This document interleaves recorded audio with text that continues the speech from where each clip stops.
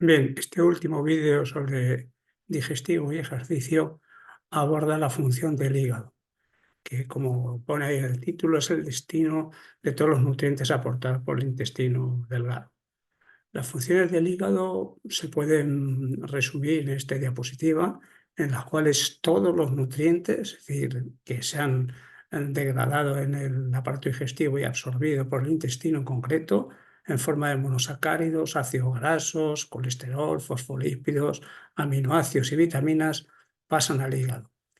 Además, otras sustancias, como pueden ser tanto exógenas como endógenas, exógenas fármacos y toxinas, y endógenas como hormonas, también pasan al hígado. Desde, digamos, por la vía, por decirlo así, principal, que es la vía portal. Mientras que otras sustancias exógenas, fármacos y toxinas, pasan a través de la sangre, directamente por la circulación al hígado. ¿Qué hace el hígado? El hígado puede hacer varias cosas con cualquiera de estos nutrientes: almacenarlos, utilizarlos o liberarlos a la sangre, o transformarlos y degradarlos.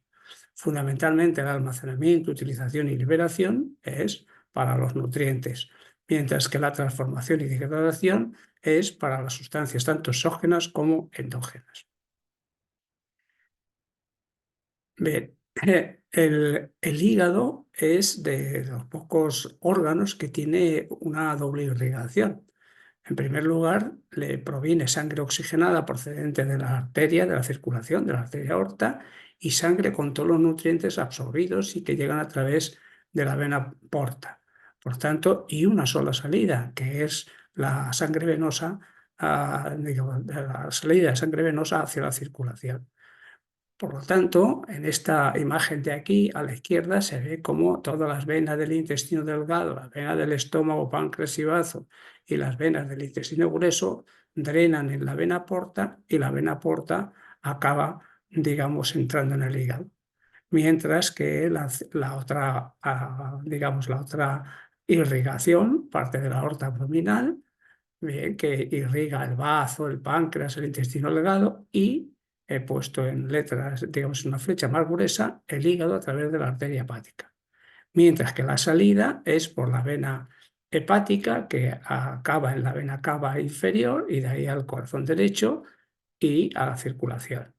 Y el intestino grueso, que de alguna manera también acaba en la vena cava inferior.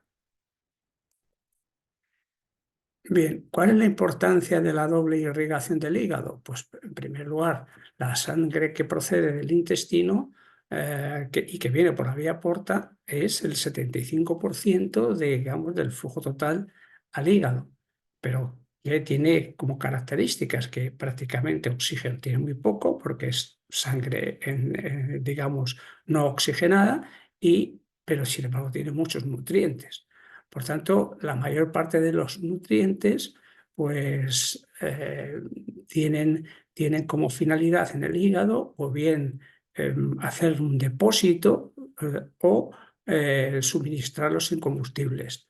¿En qué situaciones? Pues si es depósito relativo, se entiende, pues en situación postpandrial.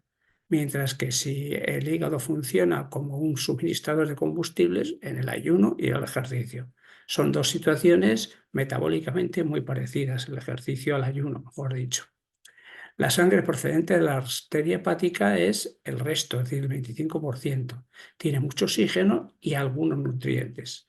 Los nutrientes lipídicos, las vitaminas liposolubles, que son absorbidas por la linfa, de la linfa pasan a la circulación y de la circulación sistémica ya pasan al hígado.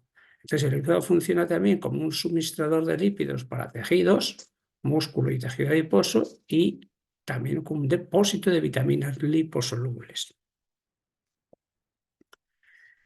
Bien, ¿qué hace el hígado con todos los nutrientes? Pues ya lo hemos dicho, con los monosacáridos, por ejemplo.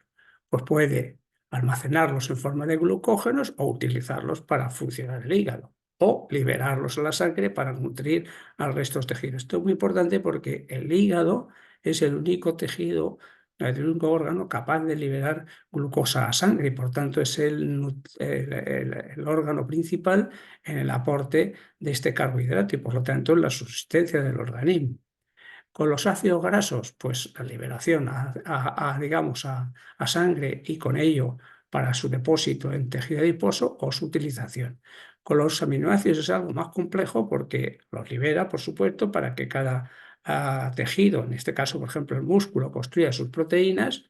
Para la síntesis de proteínas, prácticamente muchas proteínas, vamos, proteínas de la coagulación, proteínas de la inmunidad, etcétera, las sintetiza el hígado y la degradación, a diferencia de los anteriores, que no es utilización, sino degradación en forma de urea pasa a sangre y de sangre al riñón para su eliminación.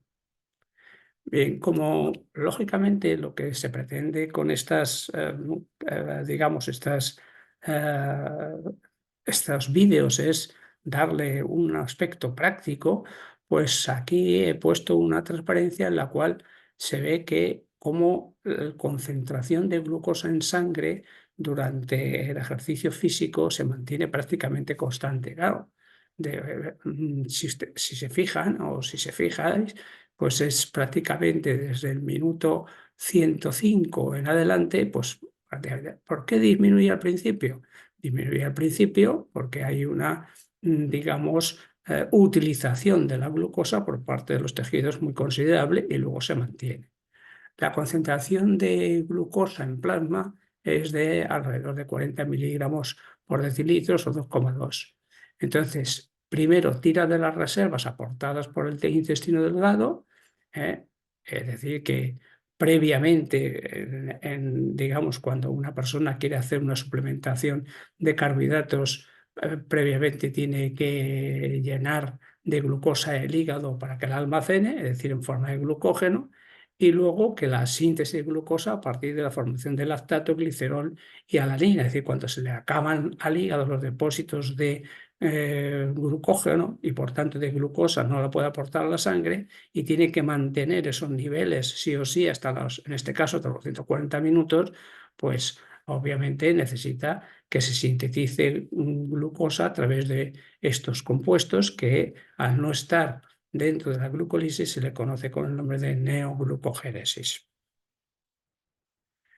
Bien, aquí está un poco explicado, pues lo que acabo de mencionar, cómo el hígado mantiene la concentración de glucosa constante durante el ejercicio. En primer lugar, a través del sistema nervioso vegetativo simpático, que aumenta la concentración de noradrenalina a través de la médula suprarrenal, que libera la concentración de adrenalina, y a través, digamos, de la liberación de las hormonas pancreáticas, con una variación en la relación insulina-glucagón. Todo ello hace que la glucosa se mantenga constante para músculo, cerebro, por eso está, digamos, en negrita, y otros tejidos, porque considero que el principal sustrato de la glucosa en cualquier situación, ya sea ayuno, ya sea ejercicio, es el cerebro, por eso está, digamos, puesto en negrita, es decir, para que se vea mejor. Bien, entonces, la actividad coordinada del sistema nervioso vegetativo, de la médula suprarrenal y del páncreas, hace que se active la glucogenólisis, por lo tanto, la liberación de glucosa a sangre para intentar que los niveles no desciendan, y la gluconeogénesis, que en suma estas dos lo que logran es que la concentración de glucosa se mantenga constante, como hemos dicho en la anterior diapositiva y se ve claramente en esta figura. Bien, ¿cuál es la relación entre hígado y músculo que es fundamental para mantener la concentración de glucosa en sangre durante el ejercicio de resistencia? Pues esta extraordinaria vía que es la gluconeogénesis.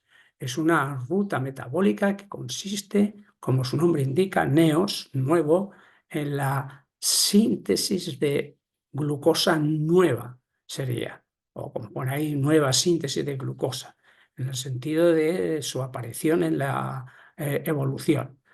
Es un mecanismo, pues de alguna manera fascinante, como muchos, de aparición reciente en la evolución. Es verdad que en ciertos invertebrados se encuentra esa alternativa, pero prácticamente está ya casi completamente estructurada en todos los vertebrados, sobre todo los terrestres. Bien, ¿cuál es la explicación de la aparición de la gluconeogénesis en la evolución? Pues primero, que se puede producir una limitación en el acceso a los carbohidratos. Y en segundo lugar, que hay necesidad de controlar la concentración de glucosa porque hay ciclos en los cuales el animal está alimentado y ciclos en los cuales no está.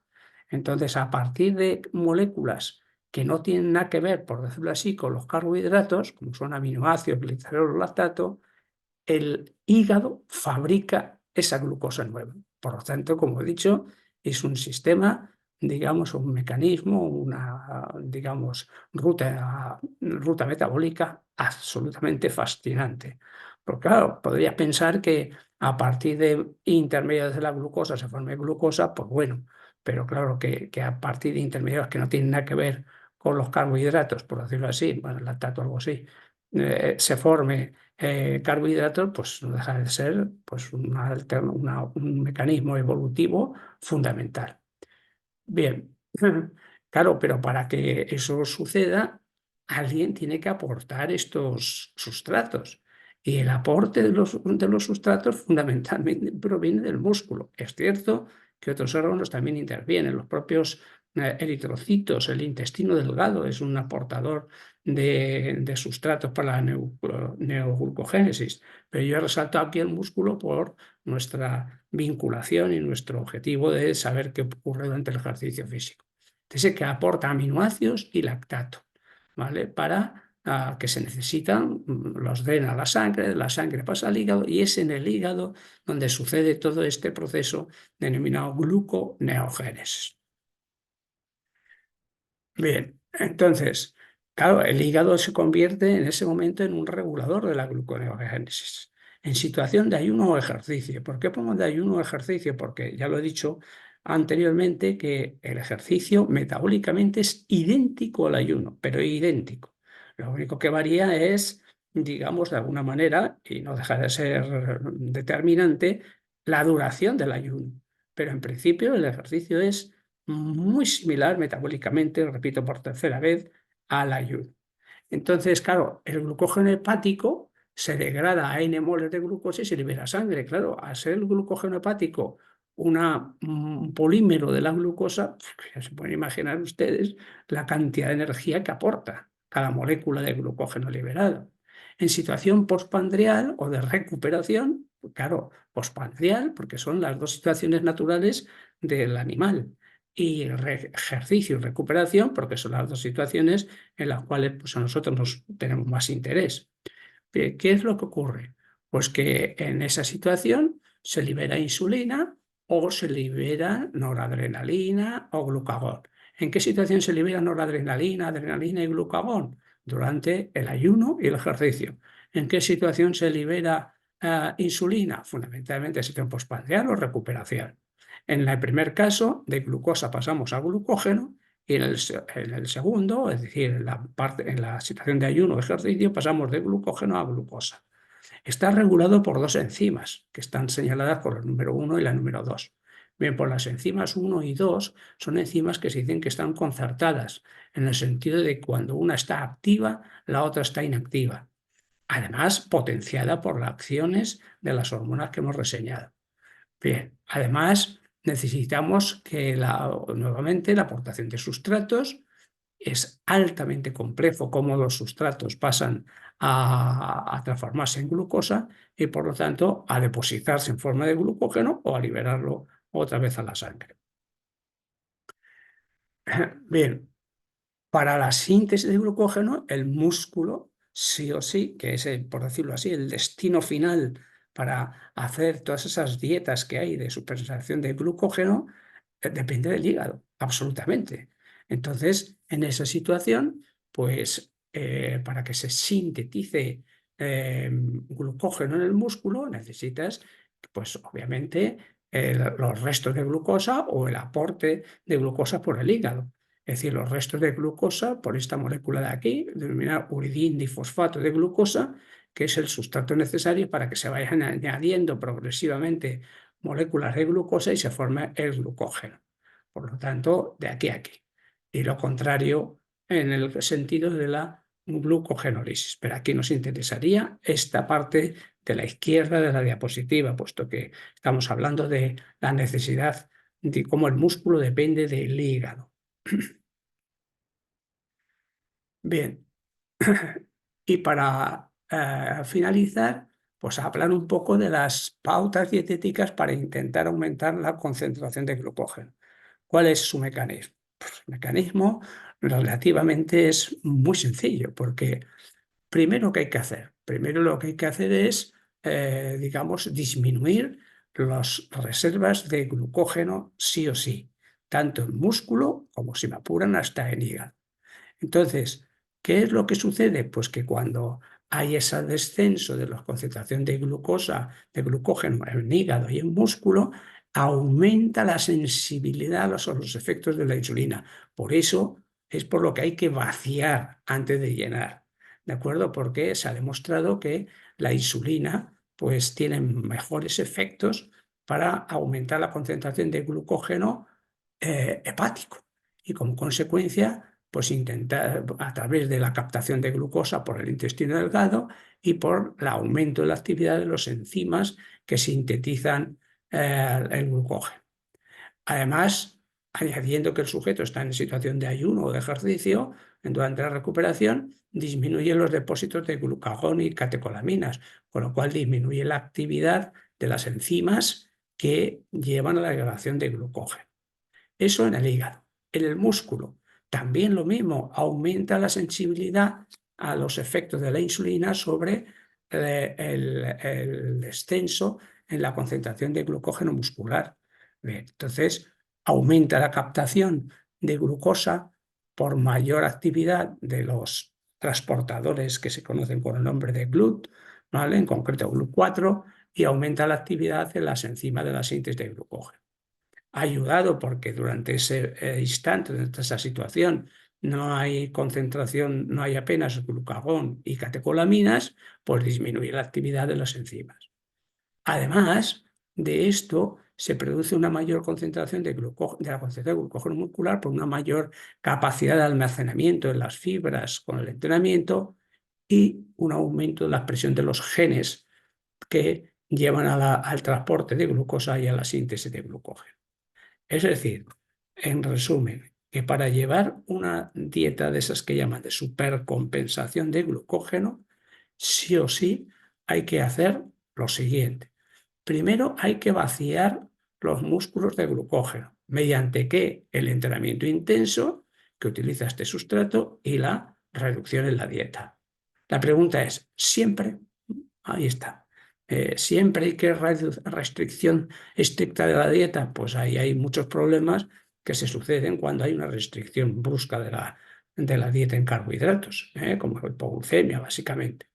Y luego hay que hacer lo opuesto, es decir, aumentar la dieta en carbohidratos y entrenamiento ligero o incluso reposo. Entonces, si en situación normal tenemos una concentración de glucógeno de 1 a 2 gramos por 100 gramos, se ha demostrado que durante la supercompensación subiría pues, casi 3 veces, de 3 a 6 gramos por 100 gramos de tejido muscular. Y eso se ha demostrado en seres humanos, de tal manera que hay un aumento de un 200% en la concentración de glucógeno hepático normal, que viene a ser de 80 a 100 gramos, y que se ha realizado mente de biopsias. Y aquí pues tengo que apuntar pues un criterio personal por el punto de vista ético. Si realmente digamos, es procedente el hacer biopsias hepáticas en personas sanas para corroborar que el aumento de la concentración de glucógeno ha sido en el hígado. Para mí, como he puesto aquí, me parece una auténtica burrada, porque no todo debería valer en la investigación. Es decir, a mí hacer ciertas cosas que realmente suponen un potencial daño en la persona sana, pues no lo encuentro. Pues este autor en 1967 lo hizo con ciclistas, en concreto, donde creo que demostró ese aumento de la cantidad de glucógeno, hepática estoy hablando. Pero ya muscular, dice, bueno, te hacen un trocito, te saca un trocito de músculo y vaya que vaya. Pero es que es el hígado, es que es el hígado. Y entonces a mí eso, pues sinceramente me parece un poco que está fuera de lugar, pero bueno, eso es lo que, como dicen ahora, lo que hay. Bien, con esto he terminado pues toda la parte de digestivo y ejercicio.